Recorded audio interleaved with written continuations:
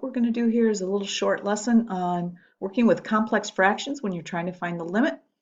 So as usual, if we tried to substitute 0 in first, because always direct substitution is the easiest, we would have 0 over 1 over 0 plus 3, which is 1/3, minus 1/3, which would be 0. So we would have 0 over 0. So our best help here is to try to simplify this complex fraction. I'm going to try to highlight this for you. So this complex fraction is a fraction within another fraction. And we're going to try to simplify it so that we can cancel, hopefully. And then we can do direct substitution after that. So one of the things you need to think about first is that you need to find the common denominator. So if this is kind of new for you or a little more difficult for you, you might even purposely write down the least common denominator of this part of the complex fraction, the bottom part. And so I have x plus 3 and 3, and they don't have a common factor, so the least common denominator is 3 times x plus 3. So in our first step there, and I'm going to just write the equals here, and we know that it's going to be the limit, but I'm just going to simplify the fraction. So we have x already. And then make a long fraction bar. So on the first fraction, this 1 over x plus 3, it's lacking in my common denominator, it's lacking the 3. So I'm going to put the 3 there and multiply. I better put parentheses around this because it's two terms.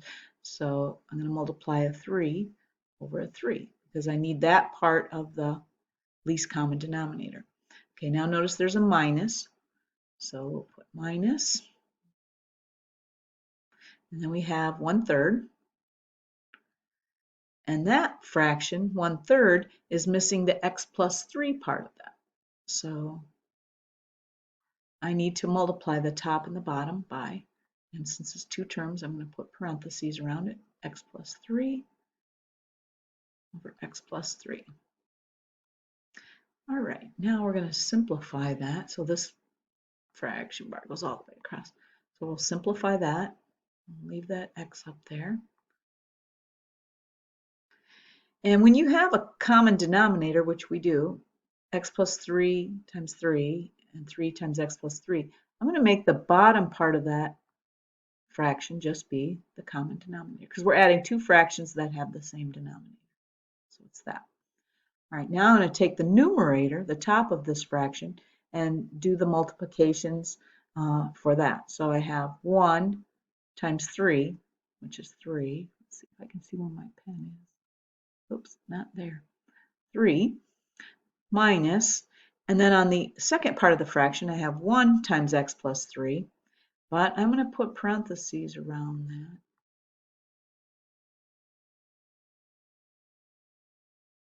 So that I remember to distribute the negative. All right, so coming just straight across here, we have x over 3 minus x plus 3, the 3, of course, and then the negative would go to both the x. So over here, you'd think. So I have minus 3 there. And this denominator, again, I'm not going to do the distributive property on this part of it. Just going to leave it like this so that something might cancel after that. So you can see now that the 3's subtracted away. So I have a positive 3 minus 3, and that goes away, and I'm left with just a negative x.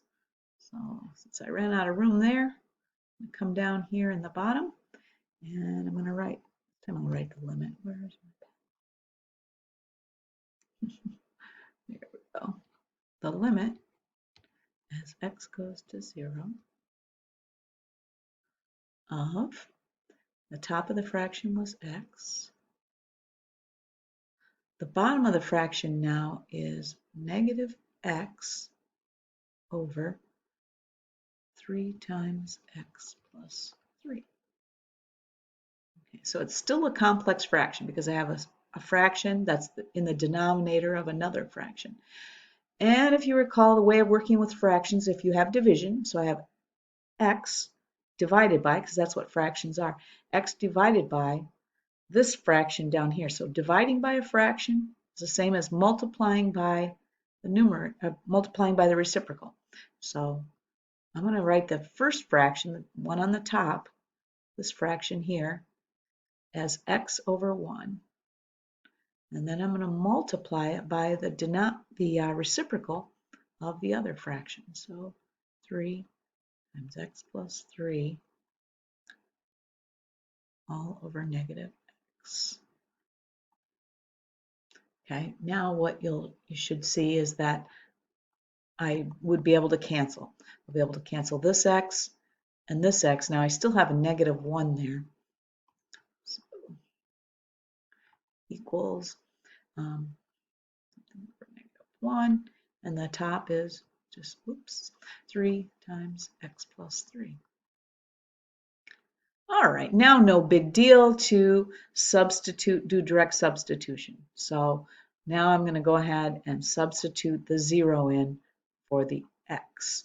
And so what I have then is 3 times 0 plus 3, and 0 plus 3 is 3, all divided by negative 1, and my answer then is negative 9. Okay, so you thought you'd get by with just one of those problems, but I have two.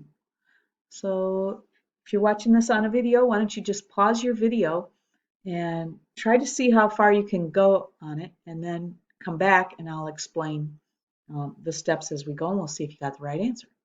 Okay, so pause your video. All right, now we're back, and I'm going to show you again. So we know we have a fraction in the numerator this time of another fraction. So again, just to reiterate, the idea here is that I have these two denominators and I'm subtracting the two fractions, so I need to find the least common denominator. Well, they don't have anything in common. X plus 2 and 2 don't have a common factor. You might think, well, there's a 2, but that's a term, not a factor of it. So we have the least common denominator is x plus 2 and 2. Okay, so the bottom of the fraction, we're just going to leave for right now. We'll come back and work with that after a bit. Now the top fraction, I have 1 over x plus 2. And what I need for that is the 2. Out of the least common denominator, I'm missing that part of it. So I need a 2 over 2. And we have minus, so oops. And on the other fraction here, I have a 1/2. So it needs the x plus 2 part.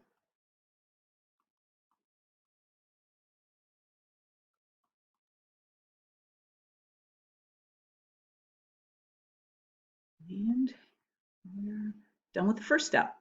Okay, so the next step here is that I want to simplify the top of this fraction. Now I've already have two fractions that have the same denominator, so I'm going to put that denominator, which is, and not simplify it, just leave it as 2 times x plus 2. And now I'll simplify the top of the fraction, in this case 1 times 2, which is 2, minus, and you remember from the last one that we need to have these parentheses because it's when we're working with subtraction, you have to distribute the negative to both. I think I can fit this in here. All right, so 2 minus x plus 2, negative, here goes to both. So I would have 2 minus x minus 2. And just to save myself some room, I hope you see that that would just be a negative x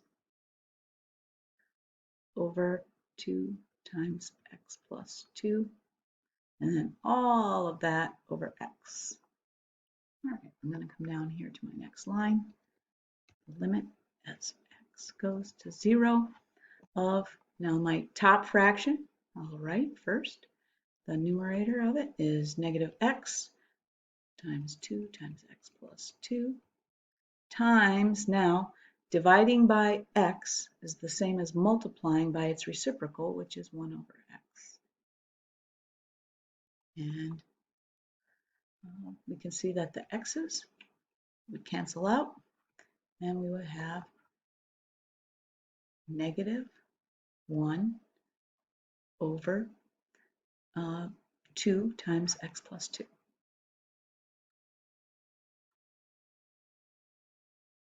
And now I'm ready for direct substitution. So I'm going to put in the 0 in for my x there. And so I would then have, negative 1 over 2 times 0 plus 2. Well, 0 plus 2 is 2, so 2 times 2 is